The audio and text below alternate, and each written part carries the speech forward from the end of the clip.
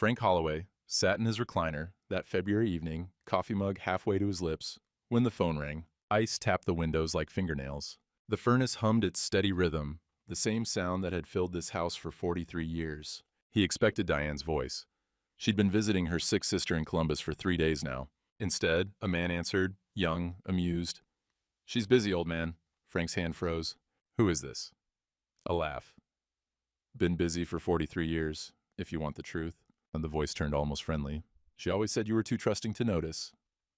The line went dead. Frank sat there as the coffee went cold in his hand. The lamp made a small circle of light around his chair. Everything beyond it felt dark and far away. He redialed. Voicemail, again, voicemail. By the time he stopped counting, he'd called 17 times. The snow kept falling. The phone stayed silent, and Frank Holloway's world had already ended. He just didn't know how far the ground was yet. Frank didn't sleep that night. Couldn't even make himself try. He paced the kitchen until 2 in the morning, the linoleum creaking under his boots in a rhythm he'd worn into the floor over decades. Made coffee he didn't drink. Stood at the window watching Ed Brennan's porch light across the fence. Steady, reliable, the kind of thing that used to comfort him. Now everything felt wrong, tilted. 43 years. He kept hearing it. That stranger's voice, casual, as commenting on the weather. Like Frank's entire marriage was a joke someone had finally bothered to explain to him. At 4 a.m., he opened his laptop, the one Jennifer had taught him to use before she left town 15 years ago, searched for Diane's sister's phone number, found it in an old email. The number he'd called 100 times over the years when Diane was visiting. His finger shook as he dialed. "The number you have reached has been disconnected." He tried again. Same recording. Tried a third time because his brain wouldn't accept it. Disconnected. How long? Months? Years? The sun came up gray and cold. Ed's snowplow scraped the driveway at 6:15, same as always. Frank watched through the window, didn't wave. Ed looked toward the house, seemed to hesitate, then drove on. Smart man, Frank thought. Nothing to wave at here, just a fool in his own kitchen. At 7 a.m., Frank walked upstairs. First time since she'd left 3 days ago. He'd been sleeping on the couch, telling himself it was because his back hurt. He opened her closet, half empty. Not half empty like she'd packed for a trip, half empty like she'd been moving out in pieces. Gaps where her suitcases used to be. The jewelry box gone. The one her mother left her, the one she'd guarded like a dragon for 20 years. Photo albums missing from the shelf above. Frank's legs went soft. He sat on the bed they'd shared since 1982. She'd been planning this, not for days, for weeks, maybe longer. He went through the house like a detective at a crime scene. Bathroom, her toothbrush gone, half the toiletries missing, the good towels she never let him use, gone. Kitchen, the wedding china from her mother, the set she'd insisted on insuring, gone. Living room, their wedding album, the one with the white leather cover, gone. But the framed photo from the ceremony still sat on the mantel. She'd left him that much. Or maybe just forgot it. In his workshop, Frank sat on his stool and stared at nothing. The radio played static. He didn't bother to fix it. The furnace clicked on. Filled the house with warm air that felt cold anyway. Day 3, 11 p.m. Headlights swept across the living room wall. Frank stood at the window, fists clenched so hard his knuckles ached. Diane's car pulled into the driveway, engine ticking as it cooled. She got out slowly, like someone coming home from a normal trip, grabbed her overnight bag from the back seat, walked up to the porch, keys jingling. The door opened. She saw him standing there in the dark and stopped. "Frank, why are you still up?" She set down her bag, moved toward him with her arms out. "I tried calling, but my phone died and I couldn't find—" He stepped back before she could touch him. She stopped, pulled her arms in. "What's wrong?" Her voice shifted, went softer.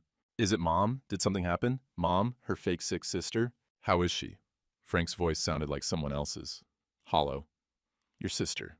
Diane's face did something, rearranged itself into concern so smooth it looked practiced. "Oh, honey, she's stable now. It was touch and go for a while." She moved to the couch, sat down like her legs were tired. "Pneumonia. They had her in ICU. Room 340, Dr. Patterson said, if I hadn't gotten there, when I did." She shook her head. "She's on a breathing tube, but they think she'll pull through." She pulled a get well card from her purse, showed it to him. "The nurses signed it. I thought it might cheer her up when she's more alert." Frank stared at this hard, at her face, at the performance. "You don't believe me." She stood up, voice going sharp. "You think I'm lying? Call the hospital. Call them right now. Oh wait, it's almost midnight. Call tomorrow then. St. Mary's in Columbus. Ask for ICU." She walked past him toward the stairs, stopped at the bottom step. "I can't believe you doubt me at a time like this. My sister almost died, Frank. And you're standing here like I did something wrong. She went upstairs. A minute later, the shower turned on. Frank stood in the dark living room, listening to water run through pipes he'd installed himself 30 years ago. Everything in this house he'd built or fixed or maintained. Every board, every nail, every joint. He'd built a home for a woman who'd been lying since the day she said I do. The shower cut off. Silence pressed in from all sides. At 2 a.m., Frank finally laid down on the couch, didn't sleep, just stared at the ceiling and waited for dawn. When it came, so did Ed Brennan. The knock on the door at 6 a.m. was soft but insistent. Frank opened it to find his neighbor standing on the porch, snow on his shoulders, a manila envelope in his weathered hands. Ed's face was grim, resolved, the look of a man who'd made a hard choice and meant to see it through. "Frank," he said quietly, "we need to talk, now." Ed didn't wait for an invitation. He stepped inside, stomped the snow off his boots, and walked straight to the kitchen table, like he'd done it 1,000 times, which he had. But never like this. Frank followed, numb. The house was cold. He hadn't bothered turning up the heat. "Coffee?" Frank asked. "Because that's what you did. That's what neighbors did." "Made some." Ed pulled a thermos from his coat pocket, poured 2 cups into mugs he knew Frank kept by the sink. Burnt coffee smell filled the kitchen, the cheap stuff Ed bought in bulk at the dollar store. Frank had never been so grateful for anything in his life. Ed set the manila envelope on the table, pushed it toward Frank with one calloused finger. "Don't open that if you want to keep believing her." Frank's hand hovered over it. "What is it?" "Photos from the gas station on Route 40. 2 a.m., 3 nights ago." The envelope felt heavy, heavier than paper should. Frank's fingers shook as he opened it. The first photo showed Diane at a gas pump, not alone. A man beside her, younger, maybe early 50s, fit in that gym rat way. His hand rested on her lower back. Casual, familiar, the kind of touch that came from years, not days. Second photo, same man, same night. They were kissing beside his truck, not a peck, the real thing. Third photo, loading groceries together into his truck bed, laughing about something, easy, comfortable, like they'd done it 100 times before. Frank set the photos down carefully. His hands had gone strange, steady now when they should be shaking. Everything inside him had gone quiet and cold. "How long have you known?" His voice surprised him. Calm, dead calm. Ed wrapped both hands around his coffee mug. "Since November. Been watching. Wasn't sure at first. Thought maybe it was innocent, you know. Then I saw them at the Riverside Motel one night. Room 12, his truck parked there till morning. You didn't tell me." "I know." Ed's jaw worked. "I should have. He stopped. Started again.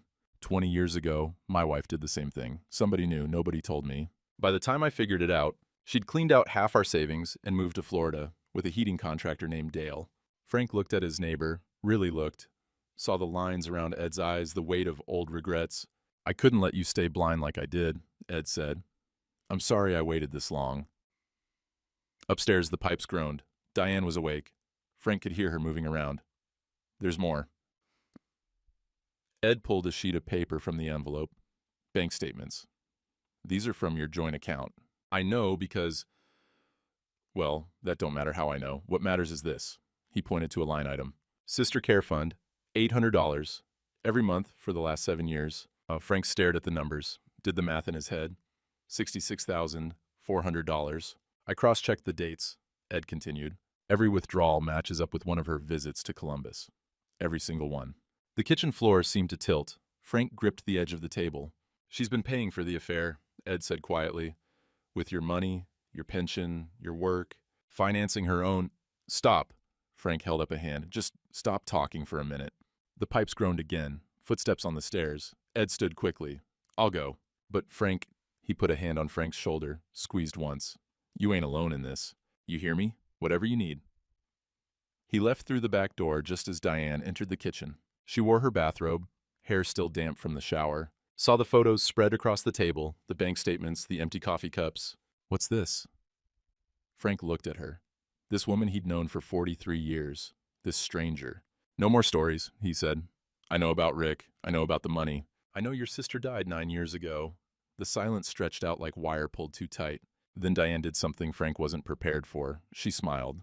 Not a guilty smile. Not embarrassed or caught. Just tired. Like she'd been carrying something heavy and could finally set it down. "So you finally figured it out."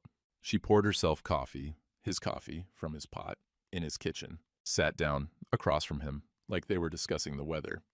"That's Rick." He thinks he's funny with that phone stunt. He is, actually. I told him not to, but... She shrugged. Why? The word came out broken.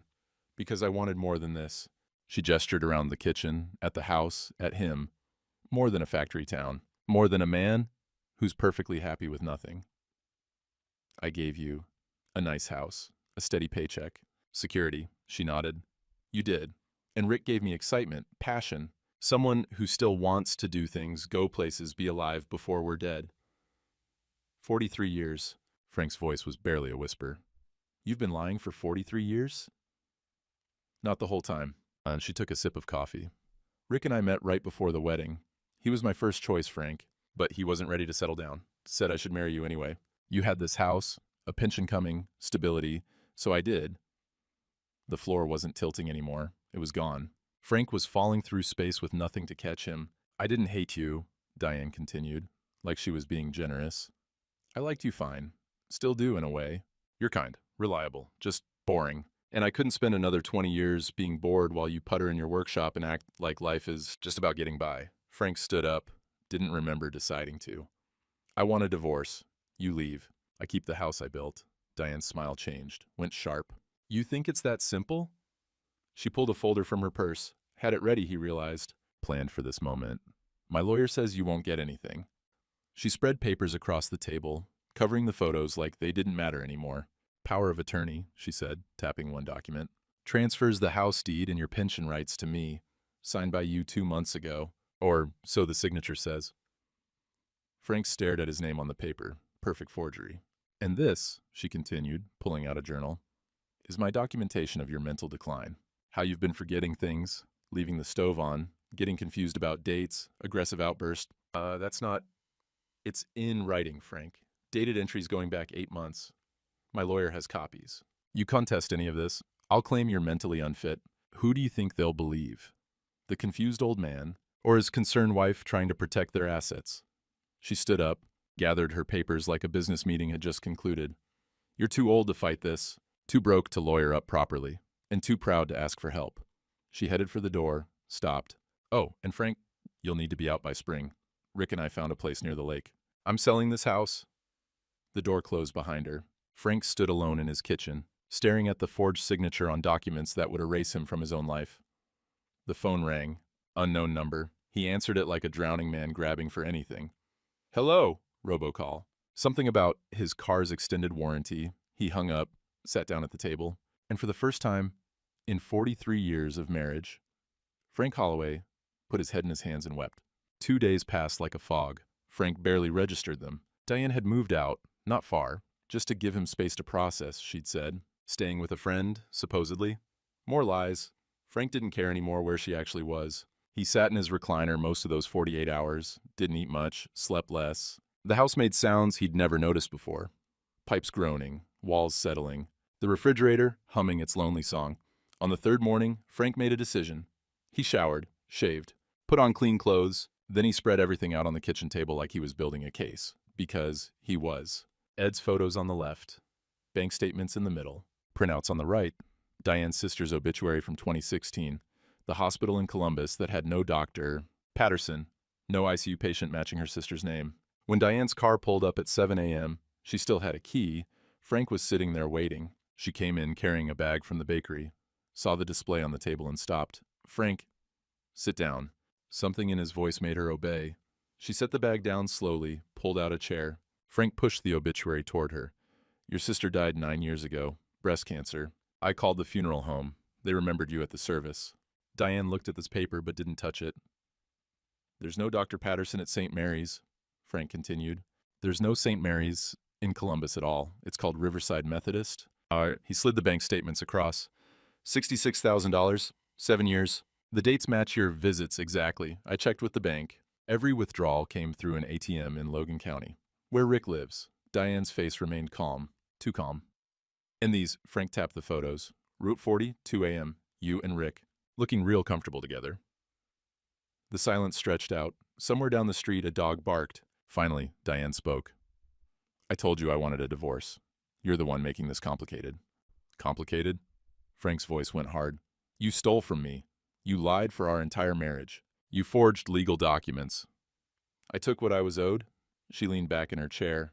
43 years of cooking your meals, cleaning your house, playing the dutiful wife while you worked your shifts and came home smelling like machine oil. That money was payment for services rendered. Frank felt something cold settle in his chest. This wasn't the woman he'd married? Or maybe it was, and he'd just never seen her clearly. Why did you marry me? The question came out quieter than he meant it to. I already told you. Security. Rick wasn't ready then. She studied her fingernails. But he was honest about it. Said I should marry you, take what I needed, and we'd figure out the rest later. Before the wedding, 3 weeks before, actually, at Jenny's graduation party, Rick was there, friend of my cousin's. We hit it off. She smiled at the memory. He told me not to be stupid. Said you had a house, benefits, stability, all the boring stuff I'd need eventually. And he was right. Frank thought about their wedding day. How beautiful she'd looked, how happy he'd felt, how his mother had cried, so proud her son had found a good woman. It had all been theater. So, the whole time, not the whole time, Diane corrected. The first few years were fine. You were fine. I thought maybe I could be satisfied with fine. She shrugged. Turns out I couldn't. And our daughter? Something flickered across Diane's face. Almost looked like guilt. Almost. Jenny was real. I did want her. Still do, even though she won't talk to me. Maybe because she saw through you faster than I did? Diane's eyes went sharp. Don't bring her into this. You already did, 15 years ago. What did you tell her that made her leave town and never come back? That's not... What did you do, Diane? She stood up fast enough that her chair scraped. This conversation is over. No. Frank stood too. This conversation is just starting. I want a divorce. I want you out of my house. I want every dollar you stole returned. And I want that power of attorney destroyed. Diane laughed. Actually laughed. You really think you have any power here? She pulled more papers from her purse. Seemed to carry an endless supply. These are your financial records. Joint accounts, all in both names. The house deed, both names. Your pension? Survivor benefits mean I get half if anything happens to you. She spread them out like playing cards. And this, she pulled out a folder, is my lawyer's preliminary filing. Client already has everything. The mental decline documentation, witness statements from our friends about your confusion. What friends? People I've been talking to, setting groundwork. They've seen you at church looking lost, heard you rambling at the hardware store. Rita saw you leave the diner looking disoriented last month. Frank felt the trap closing around him. She hadn't been planning for weeks. She'd been planning for months. Years, maybe. My lawyer files the power of attorney Friday morning, Diane continued. 30 days later, it's effective. Transfers. Everything. House, pension rights, savings, all of it. That signature is forged. Prove it. In court. With what money you think you can afford a lawyer better than Klein? He's been practicing family law for 20 years. Frank's voice came out hoarse. I built this house. Every board, every nail. Spent 20 summers getting it right. Should have put it in your name only, then. She gathered her papers, putting them back with businesslike efficiency. But you didn't because you trusted me. Because you're a trusting, simple man who never thought his wife would be smarter than him. She headed for the door, stopped with her hand on the knob. You have until spring to find somewhere else to live. I'm selling in May. Rick and I already picked out a place. Nice condo near Seneca Lake, water view. The kind of place I should have had all along. I'll fight this. With what? She looked back at him, and her eyes were empty, cold. You're 67 years old, Frank. No savings. I made sure of that. No lawyer. No witnesses who will contradict my documentation. And no daughter to come save you because you picked me over her 15 years ago. Remember, the words hit like a physical blow. You're too old to start over, Diane said. Too broke. Too alone. Just accept it. Sign whatever Klein puts in front of you. Maybe I'll let you keep some of the furniture. She walked out. The door clicked shut with a sound like a coffin closing. Frank stood in his kitchen that he'd remodeled with his own hands, where he'd cooked 1,000 meals and fixed 1,000 small things and lived his entire adult life, and realized he was about to lose it all. The forged power of attorney sat on the table. His signature? Perfect, like he'd signed away his own life willingly. Through the window, he could see Ed's house. Lights on in the kitchen, his neighbor having breakfast. Living a normal Tuesday morning. Frank picked up his phone, stared at it. He could call Ed, ask for help. But what could Ed do? What could anyone do against lawyers and forged documents and 43 years of systematic lying? Frank set the phone down, sat in the silence of his own kitchen, and felt himself disappearing. The days blurred together after that. Frank stopped counting them. He sat in his recliner until the light changed from morning gray to afternoon gold to evening shadow. Didn't bother turning on lamps when darkness came. Just sat there in the growing dark, listening to the house settle around him. The refrigerator was mostly empty. He'd open it sometimes, stare at the contents. Half a loaf of bread, some lunch meat going brown at the edges, a carton of milk he should probably throw out. Then he'd close the door without taking anything. Forget why he'd opened it in the first place. Coffee was the only thing he managed consistently. Made 2 cups every morning out of pure habit. Stared at the second cup, Diane's cup, for a long minute before pouring it down the sink. Some mornings he forgot and left it sitting there all day, going cold, a small monument to 43 years of routine. Ed called 3 times. Frank let it ring. He thought about calling Jennifer, got as far as pulling up her number, even dialed 6 digits once, then stopped. What would he say? Your mother's been lying since before you were born, and I'm losing the house. And remember 15 years ago, when you tried to tell me something and I didn't believe you? Some conversations you couldn't have over the phone, some conversations you couldn't have at all. The workshop sat unused, his tools gathered dust, the unfinished projects, a bookshelf for the church, a toy box he'd been building for a grandson he'd never met, stared at him in accusation whenever he walked past. He couldn't seem to make his hands work anymore, couldn't make anything work. On the 5th day, or maybe the 6th, Frank tried to start his truck, needed to get milk, or bread, or something. The engine turned over, coughed, died. He tried again. Same thing, flooded the engine trying a 3rd time. He sat there in the driver's seat with his head on the steering wheel, snow falling outside, and felt the last of his energy drain away. A knock on the window. Ed stood there, snow on his shoulders, concern etched deep in his weathered face. Let me give you a jump. What's the point? Frank's voice was muffled against the steering wheel. The point is, you're not dead yet. Ed opened the truck door. Come on. Ed's old Ford rumbled in the driveway while they waited for Frank's battery to charge. Neither man spoke. Sometimes silence was easier than finding words. Finally, Ed, you eaten today? Frank couldn't remember. Come on, Rosie's, my treat. I can't, wasn't asking. They drove to the diner in Ed's truck. 6 a.m., the breakfast crowd just starting. Farmers in Carhartt jackets, early shift workers grabbing coffee before the plant, retirees who had nowhere else to be. Frank followed Ed inside, felt eyes on him immediately. Conversations didn't stop exactly, but they changed. Got quieter, more careful. They slid into a booth. Ed ordered for both of them eggs, bacon, toast, coffee in thick ceramic mugs that burned your hands if you held them too long. Frank stared at his plate when it came. Couldn't make himself pick up the fork. 2 booths over, Rita and Sue were talking. Frank had known them 30 years. Church ladies, bake sale organizers, the kind of women who knew everyone's business before it happened. He caught Rita's eye, tried to smile. Old habit. Be friendly. Be neighborly.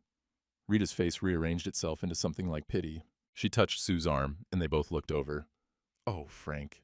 Rita half stood like she might come over. How are you holding up? The words hit wrong. Too gentle. Too careful. Like she was talking to someone broken. Sue reached out and touched his arm as he stood to acknowledge them. If you need anything, honey, anything at all. Their eyes told the whole story. They knew. Everyone knew. Frank mumbled something. Thanks, probably, and retreated to his booth. As he walked away, he heard the whisper, poor thing, probably never knew. The coffee tasted like metal. Frank set it down after 1 sip. Don't listen to them, Ed said quietly. They're not wrong. They ate in silence. At least Ed ate. Frank pushed food around his plate until it got cold. Ed drove him home. Didn't say much. Just, you need something, you call. Don't make me come kick your door down. Frank nodded, went inside. Closed the door. The house felt bigger than before. Emptier. He wandered through rooms that didn't feel like his anymore. Diane had taken things he hadn't even noticed were missing. Small things. A lamp from the living room. The good towels from the bathroom. The painting her mother had given them. Erasing herself from the house piece by piece. Practicing for when she'd erase him completely. Sunday morning came with church bells ringing across town. Frank stood in his bedroom, dressed in his only suit, tie, knotted the way his father had taught him 60 years ago. 9:15. Service started at 9:30. He'd made it 30 years without missing a Sunday. Not since his mother's funeral. He picked up his car keys, walked to the front door, put his hand on the knob, couldn't turn it. Through the window, he watched cars drive past. The Hendersons in their Buick, the Martinez family in their van, old Tom Walker in his pickup, probably going to the early service. Frank thought about walking in, finding his usual pew, 3rd row from the back on the right, sitting down while everyone watched. While Rita and Sue whispered, while people who'd known him 40 years looked at him with pity and curiosity and that horrible, gentle kindness you showed to broken things. He thought about the pastor asking how he was doing, about having to smile and say fine while everyone knew it was a lie. His hand stayed on the doorknob. The bell stopped ringing.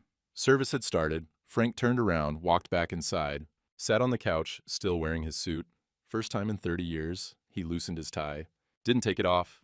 Just sat there in the quiet house, listening to nothing. If he wasn't Frank, who never missed church, who was he? If he wasn't Diane's husband, reliable, trusting, steady Frank, who was he? The tie felt like a noose. He took it off, folded it carefully, set it on the coffee table. The wedding photo still sat on the mantel, face down where he'd left it a week ago. Dust had started to gather. He couldn't throw it away, couldn't look at it, so it stayed there, a ghost neither dead nor alive. That night, the phone rang at 9 p.m. Ed's name on the screen. Frank stared at it for 4 rings, almost let it go to voicemail, then answered, because what else did he have? Yeah? VFW breakfast. Tuesday, 7 a.m. Ed's voice was gruff but insistent. Don't make me come drag you out. Ed, I can't face people. I told you, you ain't facing them, you're joining them. There's 4 fellas you need to meet, men who've been where you are. What can they possibly do? More than you think? A pause. Tuesday, 7, be ready. Ed hung up before Frank could refuse. Frank sat holding the dead phone, staring at the dark TV screen that reflected his face back at him. Looked old, looked tired, looked like a man who'd already given up. Tuesday was 2 days away. 2 days to decide if he was going to keep disappearing or if there was anything left of him worth fighting for. Outside, Ed's porch light stayed on across the fence. Steady, reliable. Frank turned off his own lights and sat in the darkness. But he didn't throw away the phone number. And when Tuesday morning came, cold and gray and offering nothing, he found himself getting dressed anyway. Tuesday morning, 6:55. Frank sat in his truck outside the VFW hall, engine running, heat blasting. He'd driven here. That was something. But now his hands wouldn't leave the steering wheel. Through the fogged windshield, he could see the building. Squat brick, American flag hanging limp in the cold air, parking lot half full of old trucks and sedans that had seen better decades. He'd been here before. Veterans Day ceremonies, the occasional fish fry. But he'd never been a regular. Never been part of the breakfast crew that met every Tuesday like it was church. Ed's truck pulled up behind him, blocked him in, smart man. Ed got out, walked to Frank's window, tapped on the glass. Frank rolled it down. You coming or am I dragging you? I don't know what I'm doing here. You're having breakfast. Ed's breath came out in clouds. With men who give a damn. Now park this thing and get inside before we both freeze. Frank turned off the engine, followed Ed across the parking lot, boots crunching on salt and ice. The door opened into warmth and the smell of bacon grease and bad coffee, the institutional kind that had been sitting on the burner too long. Fluorescent lights hummed overhead. Metal folding chairs scraped against linoleum. 4 men sat at a table near the back, and they all looked up when Ed led Frank over. Fellas, Ed said, this is Frank Holloway. Frank, this is help. The man at the head of the table stood first. Stocky, glasses, sharp eyes behind thick frames. He extended his hand. Bill Kowalski. Heard you got a raw deal. Sit down. Let's fix it. Frank shook his hand, felt the firmness of it. Bill gestured to an empty chair. Someone poured coffee into a styrofoam cup, slid it across to Frank. Steam rose into the cold air, and Frank wrapped his hands around it like it was the only warm thing left in the world. The other men introduced themselves. Hank Matthews, tall, weathered, quiet in a way that suggested depth rather than emptiness. Gene Carter, thin, precise, fingers that drummed against his laptop case. Roy Sullivan, military bearing even at 70, tattoo on his forearm, USMC in faded blue ink. Before we get into solutions, Bill said, leaning forward, tell us what happened.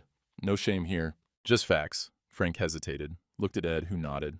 My wife's been having an affair for... His voice cracked. He cleared his throat, tried again. Maybe our whole marriage, 43 years. And now she's taking the house. Forged documents. I can't... The words dried up. Frank stared at his coffee. Can't afford a lawyer, Bill finished for him. Can't prove the documents are fake. Can't see a way forward. Frank nodded. We've all been there, Bill said quietly. Different details, same betrayal. Hank spoke next, his voice like gravel.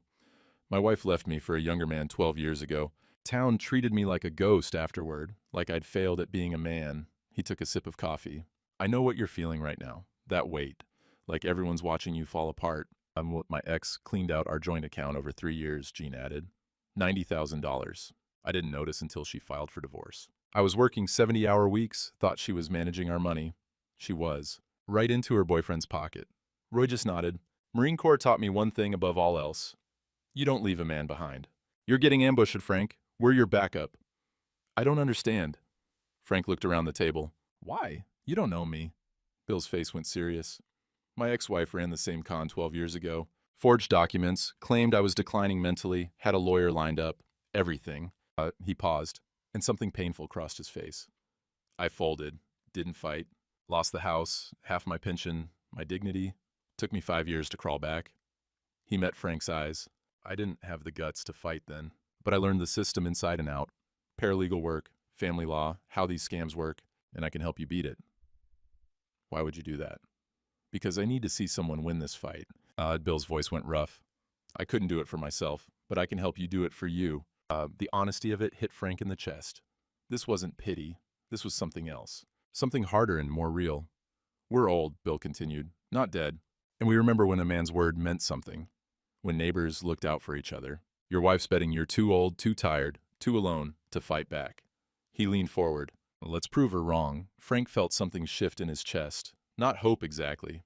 Not yet, but maybe the space where hope could grow. What do I do? Bill pulled out a notepad. Tell me everything.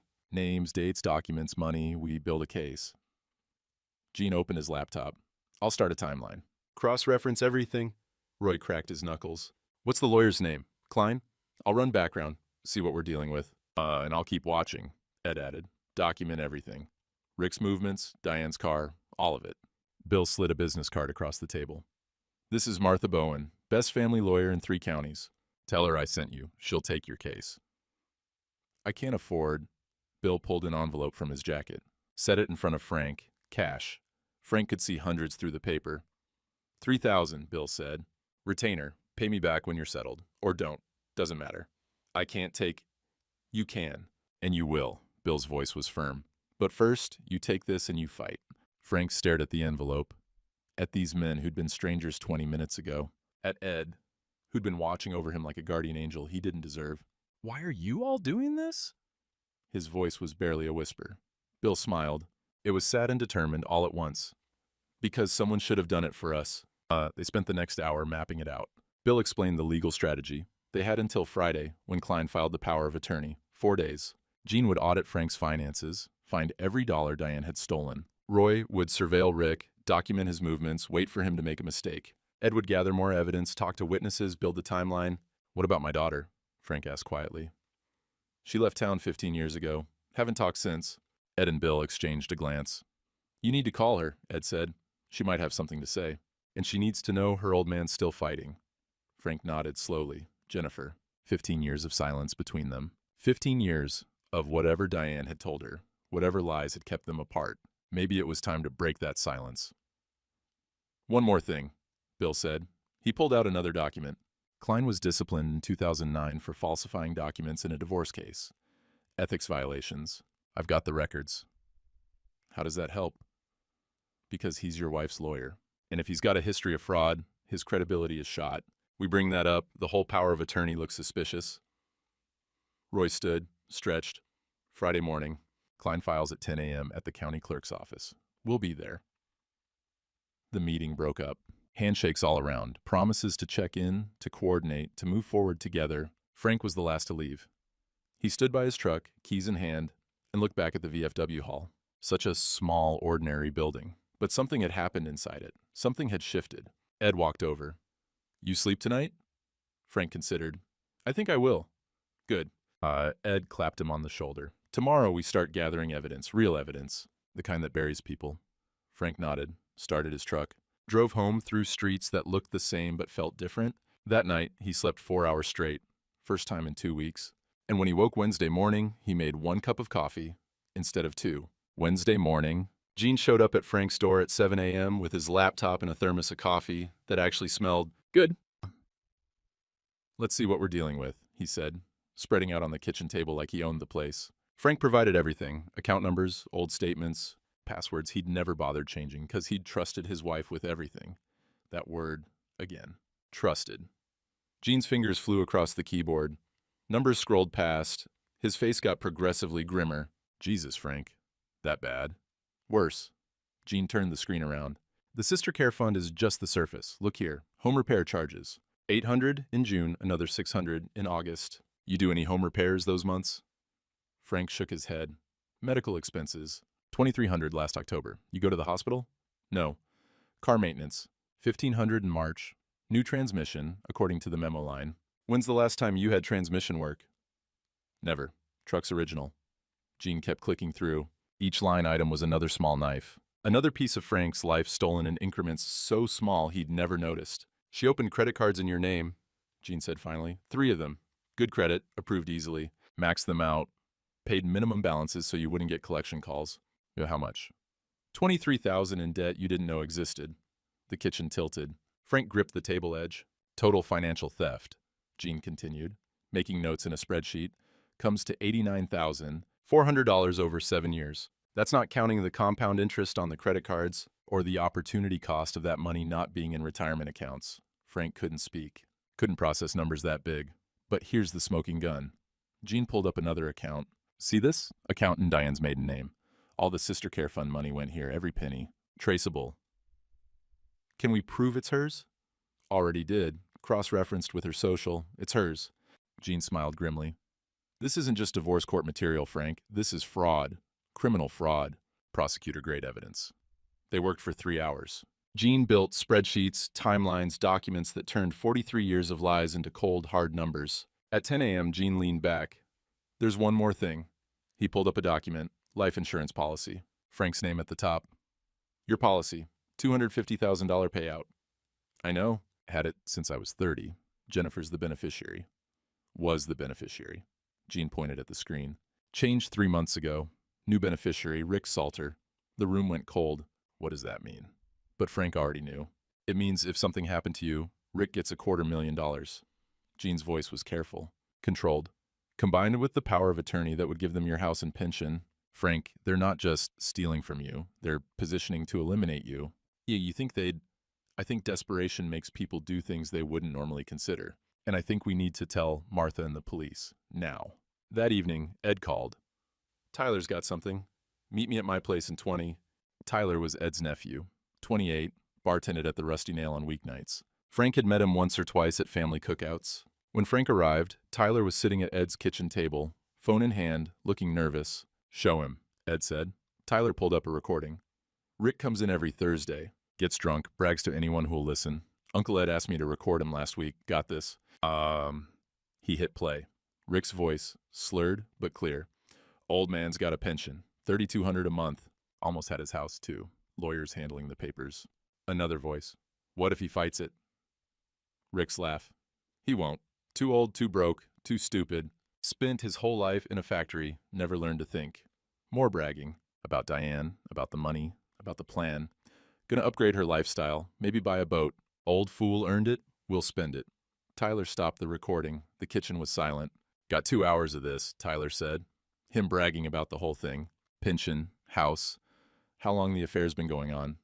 Even admitted Diane planned it before they got married. Frank's jaw was clenched so tight his teeth hurt. Too old, too broke, too stupid. He's wrong, Ed said quietly. On all 3 counts. Can we use this? Frank asked. The recording? One-party consent state, Tyler said. As long as I'm part of the conversation, which I was, I kept asking him questions, it's legal. And I'll testify if you need me to. Why would you do that? Tyler shrugged. Uncle Ed asked. And he's good people. That means you must be too. Ed walked Tyler out. When he came back, Frank was still sitting at the table, staring at nothing. You okay? No. Frank looked up. But I'm getting there. His phone rang. Unknown number. He almost didn't answer. Then did. Dad? Frank's breath stopped. Jenny? Ed called me. Jennifer's voice was shaky, uncertain. He told me what Mom did. The affair, the money, the legal papers. Silence stretched between them. 15 years of it. Dad, I knew 15 years ago. What? Spring break 2010. I came home early from college.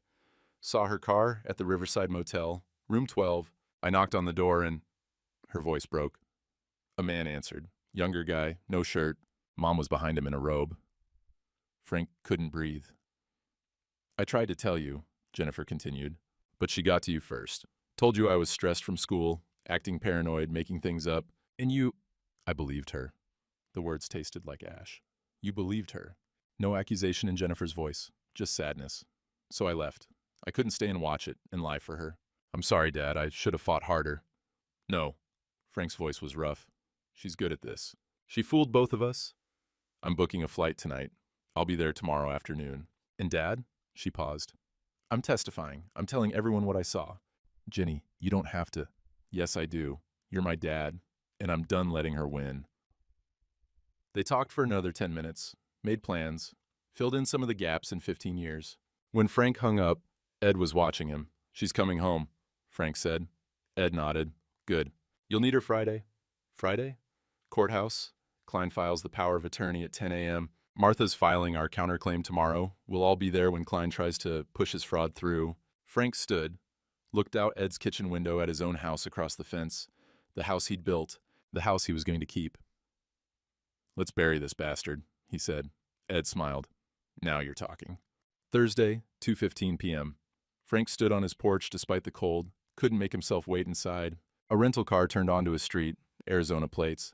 His heart did something complicated in his chest. The car pulled into the driveway. Jennifer got out slowly, like she wasn't sure of her welcome. Older than he remembered. 37 now? Not the 22-year-old who'd left, but still his daughter, still had his mother's eyes. They stared at each other across the yard. She walked forward. He met her halfway. The hug was long and wordless, both of them crying. No need for words yet. Those would come. This was enough. Ed appeared from somewhere, took her suitcase without a word, carried it inside, gave them space. I'm sorry I left, Jennifer said into his shoulder. Don't. Frank pulled back, held her at arm's length so he could see her face. You don't apologize. You're here now. That's what matters. Inside, Ed had coffee waiting. They sat at the kitchen table, the same table where everything had fallen apart, now holding them together. Jennifer told her story. Spring break 2010, the Riverside Motel. Rick answering the door, shirtless, Diane in a robe behind him. The confrontation that followed. She told me I was imagining things, Jennifer said. That he was her cousin Dale, having marriage problems. When I wouldn't drop it, she got vicious. Said I was trying to destroy her marriage because I was jealous of her happiness. And then she told me, Frank said quietly. She told you I was acting paranoid, stressed from school, maybe using drugs. She actually suggested that. Jennifer's laugh was bitter. And when you sided with her, when you looked at me like maybe I was crazy, I couldn't stay. I should have believed you. She's good, Dad. She made you doubt your own daughter. That's what she does, makes you doubt yourself until you can't tell what's real anymore. They talked for an hour, filling in 15 years in fragments. Jennifer's nursing career in Phoenix, her marriage to Marcus, Emma, the granddaughter Frank had never met. She's 8, Jennifer said, pulling out her phone to show pictures. Smart as a whip, wants to meet her grandpa. Frank looked at the photos. A little girl with dark hair and a gap-toothed smile. His granddaughter, a future he hadn't known existed. This summer, Jennifer said. 2 weeks, just you and her, if you want. I'd like that. Frank's voice was thick. I'd like that a lot. Thursday evening, 5 p.m., Jennifer sat in a coffee shop across from her mother. Diane had agreed to meet, thinking it was a reconciliation attempt, a chance to manipulate her daughter back into silence. She was wrong. Sweetie, I'm so glad you called.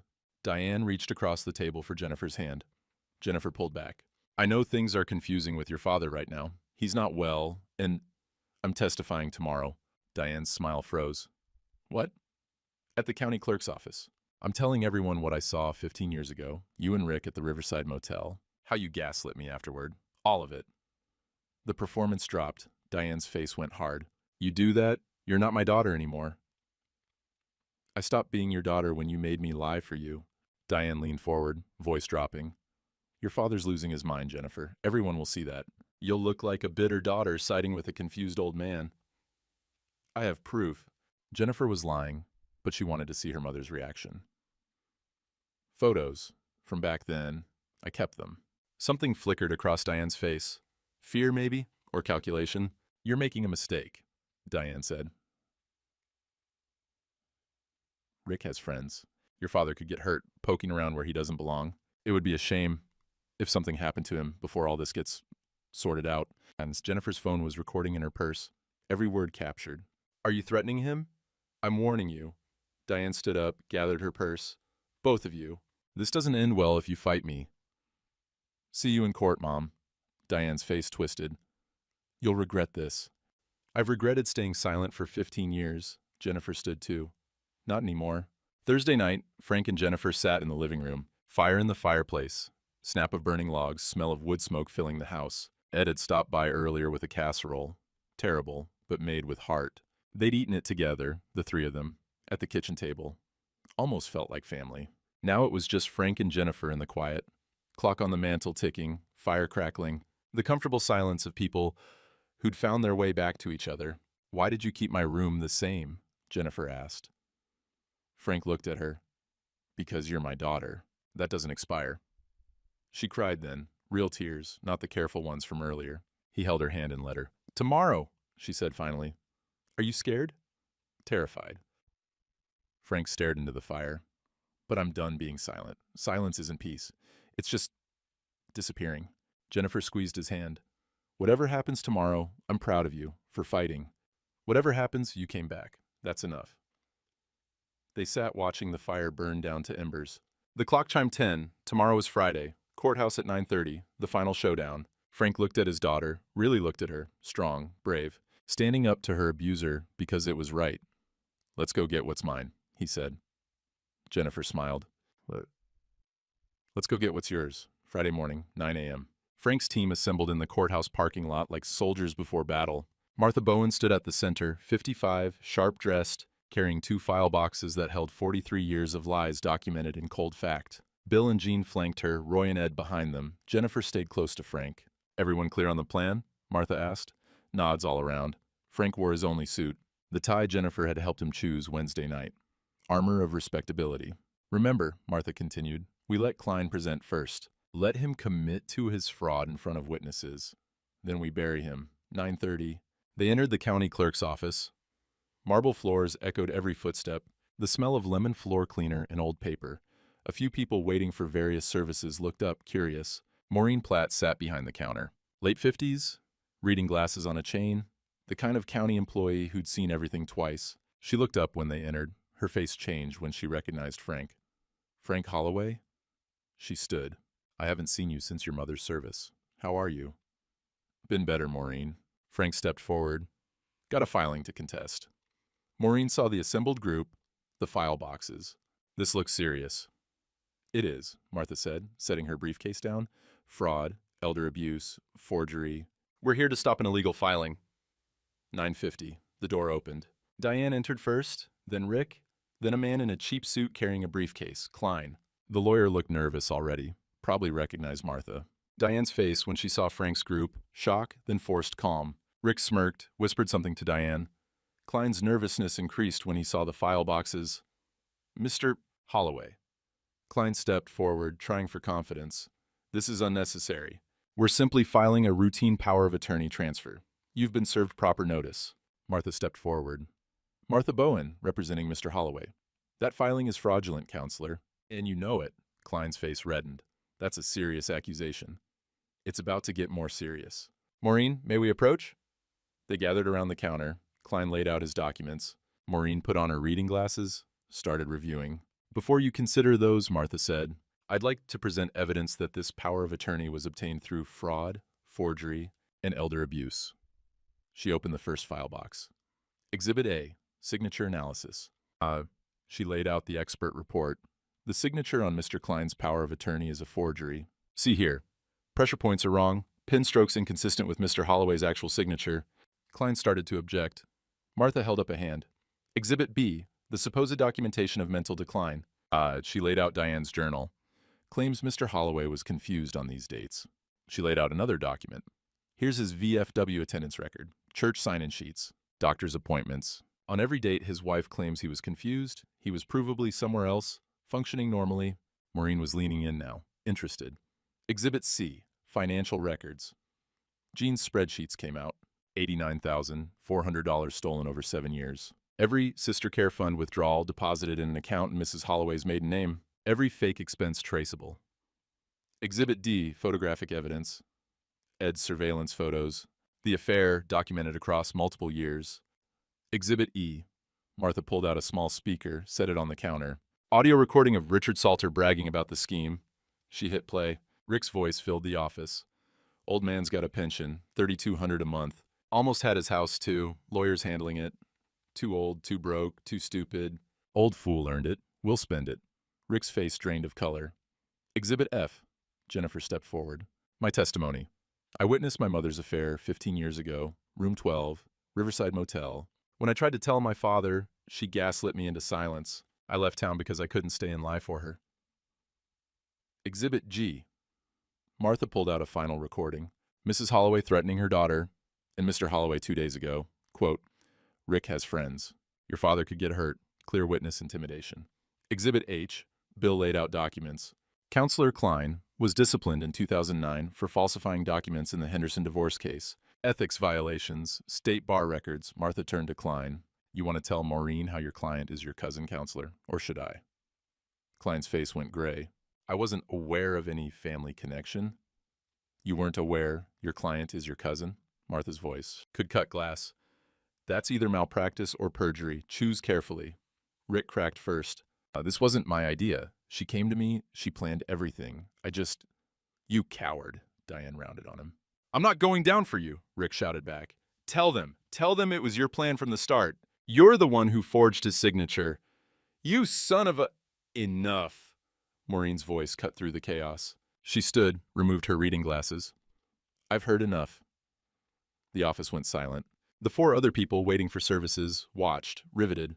Maureen looked at the documents, at Frank, at Diane and Rick falling apart in front of her. I can't file this, she said finally. It's fraudulent on its face. She turned to Frank. Mr. Holloway, you'll want to file a formal complaint. I'll note this in the county record as a rejected filing due to suspected fraud. She looked at Klein. Counselor, you'll be hearing from the state bar. This is a serious ethics breach. Klein tried one last time. My client was clearly under duress. Your client committed fraud, theft, and elder abuse, Martha said. We're filing criminal charges Monday. Mrs. Holloway, you'll want a criminal attorney, one who isn't family. Diane stood frozen, makeup streaking, hands shaking. Rick stormed out first, cursing. Diane tried to speak to Frank. Frank, No. Frank's voice was quiet, final. You're done talking. Jennifer touched his arm. Let's go home, Dad. They walked towards the door, Frank surrounded by his people, Ed, Jennifer, Bill, Roy, Jean. Martha brought up the rear like a guardian. Outside, April morning sun was bright and sharp. The snow was finally gone. Rick was waiting by his truck. You think you've won? You're alone, old man. She's all you had. Frank stopped, looked at Rick, then at the people surrounding him. Ed, who'd watched over him. Bill, who'd given him money and hope. Jean, who'd documented the truth. Roy, who'd stood ready. Jennifer, who'd come home. Martha, who'd fought for him. No, Frank said quietly. She was all I thought I had. Now I know what I actually have. Rick's truck had a bright orange boot on it. Unpaid parking tickets Martha had happened to report that morning. Rick stared at it, cursed, walked away on foot. Diane sat on the courthouse steps, defeated, alone. Mascara running, Frank didn't look back. The group dispersed with handshakes and promises. Bill clapped Frank's shoulder. Roy gave a crisp salute. Jean nodded, satisfied with numbers that finally added up right. Ed was last. Breakfast tomorrow? Your turn to buy? Frank smiled, small but real. 7 sharp. Jennifer and Frank walked to his truck. He put his arm around her shoulders. Let's go home, he said. And they did. 6 weeks later, mid-May. The divorce papers had come through the previous Tuesday, final and complete. Frank kept the house, the pension, everything that was rightfully his. Diane was ordered to repay $89,400 in restitution, garnished from her wages in installments that would take her 15 years to finish. 15 years. The same amount of time Jennifer had been gone. Frank found that fitting somehow. The house felt different now, lighter, like windows had been opened after years of stale air. Jennifer had moved back temporarily, remote nursing job, staying through summer. Her room was hers again, but updated. They'd spent a weekend painting it together, talking and working in the comfortable rhythm of family. The kitchen was different too. Soft yellow walls. Too cheerful, Diane had always said, vetoing the color. Now it was the first thing Frank saw every morning, and it made him smile. Small changes everywhere. New coffee maker that didn't burn. Furniture rearranged so the living room felt open instead of crowded. Photos of Jennifer and Emma on every surface. Diane had kept them hidden in a drawer, said they cluttered the decor. Nothing was cluttered anymore. Everything had space to breathe. Ed still came by every morning at 6:30. 2 cups of coffee on the porch, when weather permitted. Inside, at the kitchen table, when it didn't. Sometimes they talked. Sometimes they just sat and watched the neighborhood wake up. Mrs. Henderson walking her dog, the Martinez kids waiting for the school bus, Tom Walker heading to the diner for breakfast. Normal, peaceful, real. Tuesday breakfasts at the VFW had become ritual. Frank was part of the crew now, Bill's team, as they jokingly called themselves. They talked about everything and nothing. Cars, weather, grandkids, the country going to hell in a handbasket like it always was. Sometimes they helped another man who'd found himself in trouble. Word spread. The Tuesday morning crew at the VFW became known as the place to go when life kicked you in the teeth. Bill reported that Klein was under formal investigation by the state bar. His law practice was hemorrhaging clients. Martha had filed a formal complaint, and 3 other former clients had come forward with similar stories. Rick's landscaping business had collapsed. Turned out, most of his contracts were with people who'd known Frank for decades. When word got around what Rick had done, small towns being what they were, the work dried up. Last anyone heard, he was tending bar 2 counties over. Diane and Rick were living together in a rental near the highway. Neighbors reported screaming matches at 2 a.m., breaking glass. Police called twice for domestic disturbances. Rick blamed Diane for getting them caught. Diane resented Rick for panicking at the courthouse. The affair that had seemed so exciting, so worth destroying a marriage for, was rotting from the inside. Frank didn't take pleasure in it, didn't gloat, just noted it and moved on. He had better things to think about. One evening, Jennifer was cooking dinner, something with chicken and vegetables that smelled incredible. Frank was at the table, reviewing plans for a playhouse he was building in the backyard. Emma was visiting in July. 2 weeks, just the 2 of them. Jennifer had already warned him he'd spoil her rotten. That was the plan. Dad? Jennifer paused her chopping. Can I ask you something? Anything. Will you try again? Dating, I mean. Frank set down his pencil, considered. Maybe, or maybe not. He smiled. I'm okay either way. Took me 67 years to learn that okay is enough. Jennifer laughed. That's pretty wise for an old factory worker. Don't tell anyone. I have a reputation. They ate dinner together. Talked about Emma's upcoming visit, about the playhouse design, about Jennifer's job, and whether she might transfer to a hospital closer to home permanently. Home. She called it home now. After dinner, Frank checked the mail. Found a cream-colored envelope with familiar handwriting. Diane. He stared at it for a long moment. Took it to the porch, sat in his chair. Ed saw him from across the fence, walked over without being asked, stood there. Silent support. Frank opened the letter. Frank, I wanted more than this town, more than routine, more than what we had. I didn't have the courage to leave, honestly. I took the coward's way. You deserve better than I gave you. I hope you find peace. D, no apology, just acknowledgement. Diane couldn't quite bring herself to say sorry, even now. Frank read it twice. Folded it carefully. You gonna write back? Ed asked. No, nothing left to say. And that night, Frank burned the letter in the fireplace. Jennifer watched from the doorway. Good, she said. Yeah. Frank stirred the ashes. Good. The paper curled and blackened. 43 years reduced to ash in 30 seconds. Not gone, Jennifer said quietly. Just over. Different thing. Frank nodded.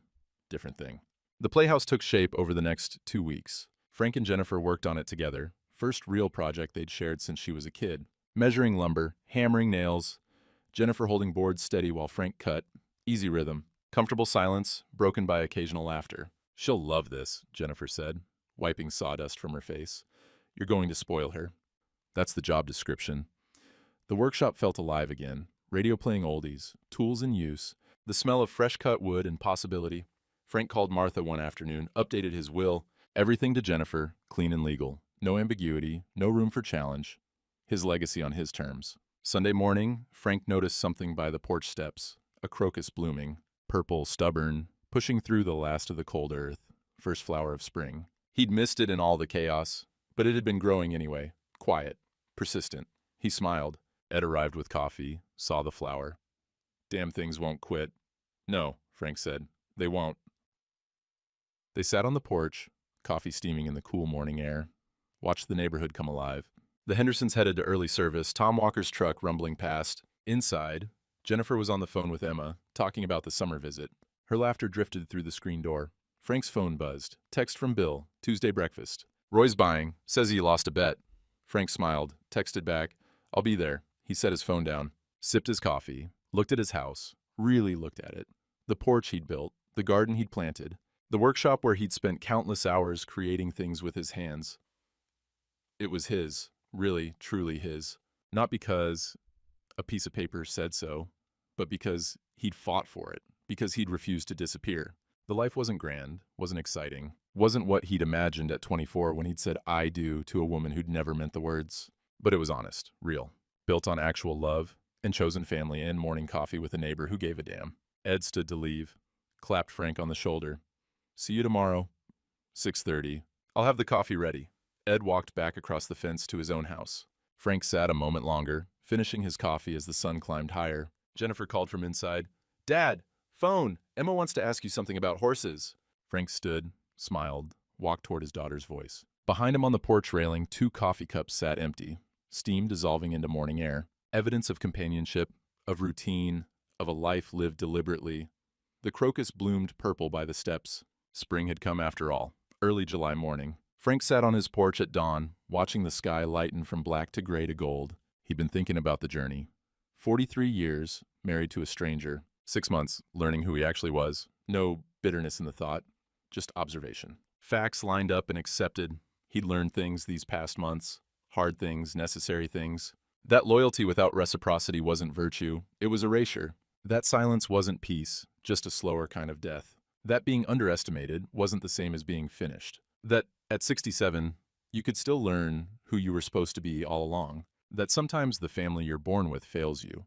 And sometimes the family you choose saves you. Ed's truck pulled into the driveway. The man didn't even ask anymore, just showed up with coffee every morning like clockwork, like faith made visible. "Morning," Ed said, handing him a cup. "Morning." They sat in comfortable silence, watched the world wake up. Inside, sounds of Jennifer making breakfast. Emma's sleepy voice. She'd arrived yesterday, would be here 2 weeks. Already the house felt fuller, better. "Grandpa?" Emma appeared at the screen door, hair sticking up in all directions. "Aunt Jenny says you're making the good pancakes, the ones with blueberries." Frank smiled. "Tell her I'm making the good ones." Emma disappeared in a thunder of 8-year-old feet. Jennifer's laughter drifted out, warm, real, home. Frank turned from the sunrise, stood, looked at Ed. "Thanks," he said simply. Ed nodded, understood. "Thanks for the coffee, for the evidence, for not giving up, for every dawn that came after the darkest nights." "Anytime," Ed said. Frank walked inside to join his daughter and granddaughter. The screen door slapped shut behind him, with a sound like punctuation. On the porch, 2 empty coffee cups. Steam rising into cool morning air. Below, the crocus still bloomed, purple, stubborn. Proof that spring always comes, even after the longest winter. And in the house that Frank had built with his own hands, that he'd nearly lost, that he'd fought to keep, laughter, the sound of family, the smell of blueberry pancakes. A new day, ordinary and precious. Not the life he'd expected, but the life he'd earned.